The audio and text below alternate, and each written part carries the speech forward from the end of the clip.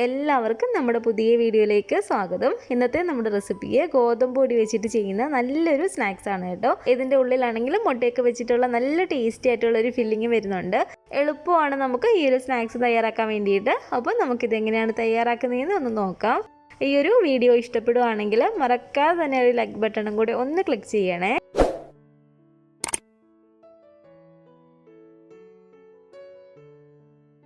ആദ്യം തന്നെ ഞാൻ ഇതിലേക്ക് ഒരു 3 മുട്ടയോ ഇതുപോലെ പുഴുങ്ങി എടുത്തിട്ടുണ്ട്. ഇനി നമുക്ക് ഈ ഒരു പാത്രത്തിലേക്ക് ഒരു 2 കപ്പ് അളവിൽ ഗോതമ്പ് പൊടി ഇട്ട് കൊടുക്കാം.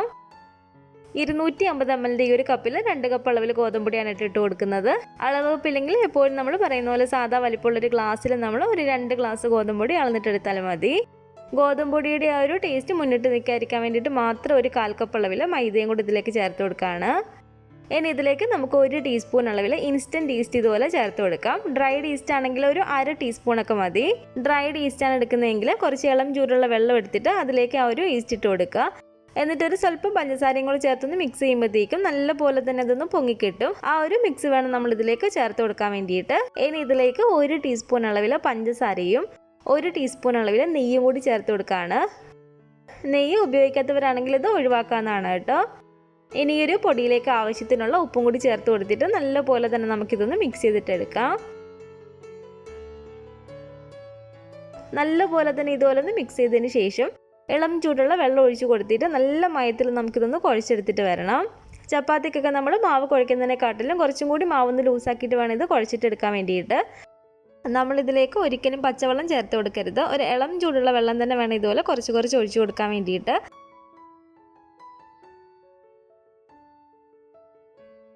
അപ്പോൾ നല്ല സോഫ്റ്റാക്കി തന്നെ ഞാൻ ഈ ഒരു മാവൊന്ന് കുഴച്ചെടുത്തിട്ടുണ്ട്. 1 കപ്പ് വെള്ളം എടുത്തതിൽ എനിക്കൊരു 3.5 ടേബിൾ സ്പൂൺ വെള്ളം മാത്രമേ മിച്ചം വന്നിട്ടുള്ളൂ കേട്ടോ. അപ്പോൾ നിങ്ങളും കുറച്ച് വെള്ളം ഒഴിച്ച് കൊടുത്തിട്ട് ഇതുപോലെ നല്ല മയത്തിൽ തന്നെ ഒന്ന് കുഴച്ചിട്ടെടുക്കുക. നമ്മളെടുക്കുന്ന പൊടിയുടെ അനുസരിച്ച് ചിലപ്പോൾ വെള്ളത്തിൻ്റെ അളവ് കൂടിയോ കുറഞ്ഞെന്ന് ഇരിക്കാം. ഇനി ഒരു പാത്രത്തിലേക്ക് കുറച്ച് ഓയിൽ ഇതുപോലെ നന്നായിട്ടൊന്ന് സ്പ്രെഡ് ചെയ്തതിന് ശേഷം ഈ ഒരു മാവ് വെച്ച് കൊടുത്തിട്ട് മാവിൻ്റെ മുകളിലേക്ക് ഇതുപോലെ നന്നായിട്ട് ഓയിലൊന്നാക്കി കൊടുക്കുക. ഇനി ചെറിയൊരു നനവുള്ളൊരു കോട്ടൺ തുണി കൊണ്ടോ അല്ലെങ്കിൽ ഇതുപോലെ ഒരു ക്ലിംഗ് റാപ്പ് വെച്ചിട്ട് നമുക്കൊന്ന് കവർ ചെയ്ത് കൊടുക്കാം. ഇനി ഒരു മാവ് ഒന്ന് പൊങ്ങിക്കിട്ടാൻ വേണ്ടിയിട്ട് 1 മണിക്കൂർ നേരത്തേക്ക് നമുക്കൊന്ന് റെസ്റ്റ് ചെയ്യാൻ വേണ്ടിയിട്ട് വെക്കാം. ഇനി ഒരു പാനിലേക്ക് ഒരു വലിയൊരു ക്യാരറ്റിൻ്റെ പകുതി ഇതുപോലെ ചെറിയതായിട്ട് കട്ട് ചെയ്തെടുത്താണ്, അതും കൂടെ നമുക്ക് ഇട്ട് കൊടുക്കാം. അതുപോലെ തന്നെ ചെറിയൊരു ബീട്രൂട്ടിൻ്റെ പകുതി ഇതുപോലെ ചെറുതായിട്ട് കട്ട് ചെയ്തെടുത്താണ് കേട്ടോ, അതും കൂടി ഇട്ട് കൊടുക്കുകയാണ്. ഇതിലേക്ക് ഒരു സ്വല്പം ഉപ്പ്, ഒരു 1/2 ടീസ്പൂൺ അളവിൽ ചില്ലി ഫ്ലേക്സും കൂടി ചേർത്ത് കൊടുക്കുകയാണ്. ചില്ലി ഫ്ലേക്സിന് പകരമായിട്ട് നമുക്കിതിലേക്ക് കുറച്ച് കുരുമുളക് കൂടി ചേർത്ത് കൊടുത്താലും മതി. ഒരു സ്വല്പം ഓയിലും കൂടെ നമുക്കിതിലേക്ക് ഒഴിച്ചു കൊടുക്കാം. എന്നിട്ട് നല്ല പോലെ തന്നെ ഇതുപോലെ ഒന്ന് ഇളക്കിയതിന് ശേഷം ഇത് വേകാനുള്ള കുറച്ച് വെള്ളം കൂടെ ഒഴിച്ചു കൊടുത്തിട്ട് നന്നായിട്ട് ഇതുപോലെ ഒന്ന് ഇളക്കിയിട്ടെടുക്കുക. ഇനി ഒരു മൂടി വെച്ച് അടച്ചു കൊടുത്തിട്ട് തീ കുറച്ചിട്ടിട്ട് നമുക്ക് ഈ ഒരു വെജിറ്റബിൾ ഒന്ന് വേവിച്ചിട്ടെടുക്കാം. പെട്ടെന്ന് വെന്ത് കിട്ടാൻ വേണ്ടിയിട്ട് നമുക്കിത് കുക്കറിൽ വേണമെങ്കിൽ വേവിക്കാവുന്നതാണ്.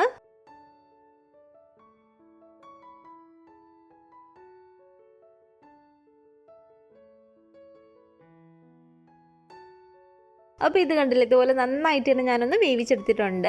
ഇനി ഈ ഒരു പാനിലേക്ക് നമുക്ക് കുറച്ച് ഓയിൽ ഒഴിച്ചു കൊടുക്കാം. ഓയിൽ സൺഫ്ലവർ ഓയിലോ വെജിറ്റബിൾ ഓയിലോ ഏത് ഓയിൽ വേണമെങ്കിലും ഒഴിച്ചു കൊടുക്കാവുന്നതാണ്. ഈ ഒരു ഓയിലേക്ക് തീരെ ചെറിയൊരു സവാള ഇതുപോലെ നീളത്തിൽ അരിഞ്ഞിട്ടെടുത്താണ്, അതും കൂടി ഇട്ട് കൊടുത്തിട്ട് നന്നായിട്ടൊന്ന് ഇളക്കി കൊടുക്കാം.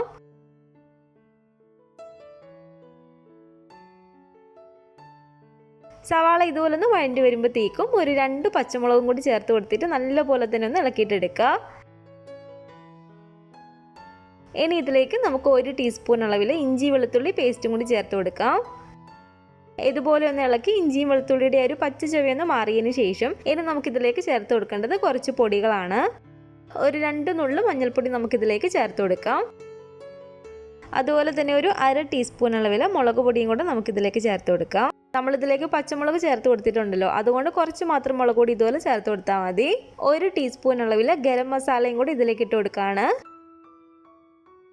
പൊടികൾ ചേർത്ത് നല്ല പോലെ തന്നെ ഒന്ന് ഇളക്കി പൊടികളുടെ ഒരു പച്ച ചുവയൊന്ന് മാറി വന്നതിന് ശേഷം നമ്മൾ വേവിച്ച് വെച്ചിരിക്കുന്ന ഈ ഒരു വെജിറ്റബിൾസ് ഇതിലേക്ക് ചേർത്ത് കൊടുത്തിട്ട് നന്നായിട്ട് ഇതിനൊന്ന് ഇളക്കി കൊടുക്കാം. ഇതിലേക്ക് നമ്മൾ ഉപ്പ് ചേർത്ത് കൊടുത്തിട്ടില്ല, ആവശ്യത്തിനുള്ള ഉപ്പും കൂടി ചേർത്ത് കൊടുക്കാം. ഇനി ഇതിലേക്ക് തീരെ ചെറിയ 2 ഉരുളക്കിഴങ്ങ് ഇതുപോലെ ഞാനൊന്ന് പുഴുങ്ങി ഉടച്ചെടുത്തിരിക്കുന്നതാണ്. നല്ല വലിയൊരു ഉരുളക്കിഴങ്ങാണെങ്കിൽ ഒരെണ്ണം നമ്മൾ ചേർത്ത് കൊടുത്താൽ മതി. അപ്പോൾ ഉരുളക്കിഴങ്ങ് ഇതുപോലെ പുഴുങ്ങി ഉടച്ചതും കൂടി ചേർത്ത് കൊടുത്തിട്ട് നല്ല പോലെ തന്നെ ഇളക്കി കൊടുക്കുക. ആ ഒരു ഉരുളക്കിഴങ്ങിലും നല്ലപോലെ തന്നെ ആ ഒരു മസാലയൊക്കെ ആകുന്ന രീതിയിൽ നല്ലപോലെ തന്നെ നമ്മളൊന്ന് ഇളക്കി കൊടുക്കുക കേട്ടോ. ഉരുളക്കിഴങ്ങ് ഇതുപോലെ ചേർത്ത് കൊടുത്തിട്ട് ആ ഒരു ടേസ്റ്റ് നോക്കുക. എന്നിട്ട് പൊടികളോ ഉപ്പോ ചേർത്ത് കൊടുക്കണമെങ്കിൽ ചേർത്ത് കൊടുക്കാവുന്നതാണ്. ഉപ്പൊക്കെ കറക്റ്റാണ്. ഒരു സ്വല്പം മാത്രം ഒരു 1/2 ടീസ്പൂൺ അളവിൽ ഗരം മസാലയും കൂടി ഇതിലേക്ക് ചേർത്ത് കൊടുക്കുകയാണ് കേട്ടോ. ഇതുപോലെ കുറച്ച് കറിവേപ്പിലയോ അല്ലെങ്കിൽ മല്ലിയില വേണമെങ്കിൽ മല്ലിയില ഇതുപോലെ ഒന്ന് ചെറുതായിട്ട് കട്ട് ചെയ്തിട്ട് ഇതുപോലെ ഇട്ട് കൊടുക്കാവുന്നതാണ്. അപ്പോൾ ഇതിവിടെ റെഡി ആയിട്ടുണ്ട് കേട്ടോ. ഇനി നമുക്ക് ഫ്ലെയിം അങ്ങ് ഓഫ് ചെയ്ത് കൊടുത്തേക്കാം. നമ്മൾ പുഴുങ്ങിയെടുത്ത മുട്ടയെ ഇതുപോലെ രണ്ടായിട്ട് നമുക്കൊന്ന് കട്ട് ചെയ്തിട്ട് എടുക്കാം. അപ്പോൾ മുട്ട 3 ഞാനിവിടെ കട്ട് ചെയ്തെടുത്തിട്ടുണ്ട്. ഇതുപോലെ കട്ട് ചെയ്തതിന് ശേഷം ഈ ഒരു മുട്ട എടുത്തിട്ട് നമ്മുടെ ഈ ഒരു ഫില്ലിങ്ങിൽ നിന്ന് ഇതുപോലെ ചെറിയൊരു ഉരുള എടുത്തിട്ടൊന്ന് ഉരുട്ടിയിട്ടെടുക്കുക. എന്നിട്ട് ഇതുപോലെ ഈ ഒരു മുട്ടയുടെ ഈ ഒരു സൈഡിലായിട്ട് ഇതുപോലെ വെച്ച് കൊടുക്കാം. ഇത് കണ്ടില്ല, ആ ഒരു വശം ഒന്ന് കവറാവുന്ന രീതിയിൽ ഇതുപോലെ ഒന്ന് വെച്ച് കൊടുക്കുക. അപ്പോൾ ഇതുപോലെ ഓരോ മുട്ട എടുത്തിട്ട് ഈ ഒരു മസാല നമുക്ക് ഇതുപോലെ ഒന്ന് വെച്ച് കൊടുക്കാം.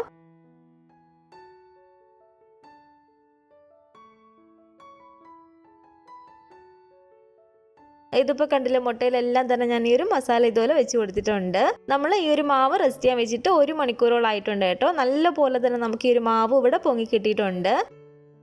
ഇതിപ്പോൾ കണ്ടില്ല, മാവ് കുറച്ചും കൂടി നല്ല സോഫ്റ്റ് ആയിട്ട് നമുക്കിതിവിടെ കിട്ടിയിട്ടുണ്ട്. ഇനി ഏകദേശം ഈ ഒരു വലിപ്പമുള്ള മാവ് എടുത്തിട്ട് കൈ കൊണ്ട് നന്നായിട്ടൊന്ന് ഉരുട്ടി കൊടുക്കുക. മാവ് നല്ല സോഫ്റ്റ് ആയതുകൊണ്ട് തന്നെ കൈ വെച്ചിട്ട് തന്നെ നമുക്ക് ഇതുപോലെ ഒന്ന് പരത്തിയിട്ടെടുക്കാൻ പറ്റും.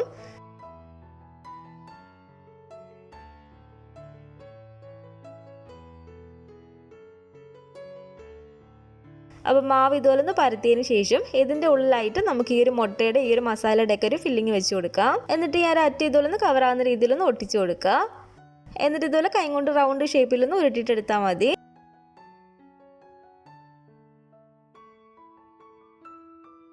അപ്പോൾ ഇത് കണ്ടില്ലേ, ഇത്രേ ഉള്ളൂ. ഇതുപോലെ തന്നെ നമുക്ക് ബാക്കിയുള്ള മാവെല്ലാം ഒന്ന് ചെയ്തിട്ടെടുക്കാം.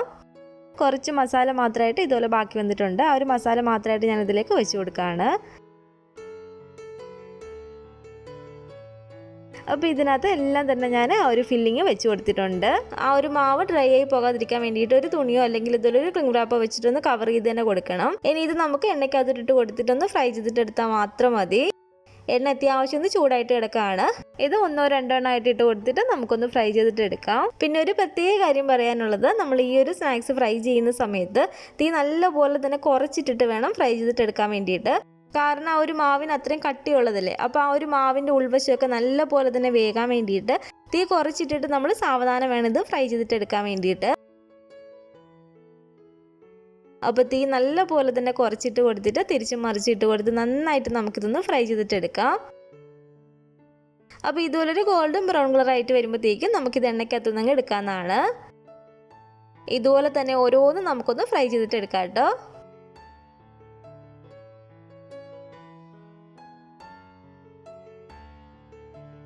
അപ്പോൾ ഇതെല്ലാം തന്നെ ഞാനിവിടെ ഫ്രൈ ചെയ്തെടുത്തിട്ടുണ്ട്. ഇതുപോലെ നല്ല ചൂട് ചായയുടെ ഒപ്പം കഴിക്കാൻ പറ്റിയ ഒരു അടിപൊളി സ്നാക്സ് ആണ് കേട്ടോ.